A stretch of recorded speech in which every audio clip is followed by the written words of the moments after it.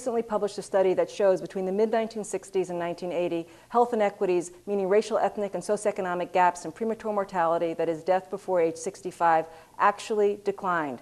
Starting in 1980s, the gaps began to widen. Why is this the case? In the mid-1960s, in response to popular mandates and movements for social justice, our government passed laws that sought to reduce social inequality and protect workers' health and the environment.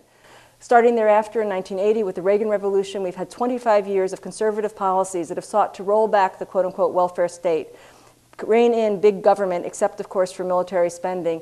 And we have seen this play out in a familiar litany of deregulating industry, slashing tax cuts on the wealthy, repeatedly freezing the minimum wage, and undermining funding for public health infrastructure and for public health in this country as a whole. The net result has been widening health inequities.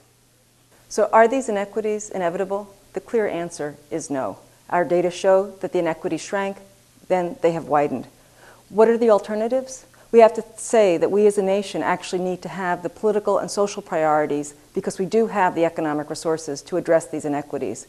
Making this case very clear, consider only recently the tax cuts on the 10% of the wealthiest Americans in the United States. In Boston alone, this would amount to nearly $240 million.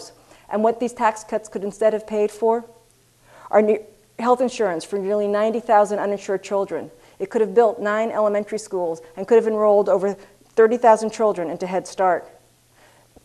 The choice is clear. We have the resources we need to create health equity if we make this our priority.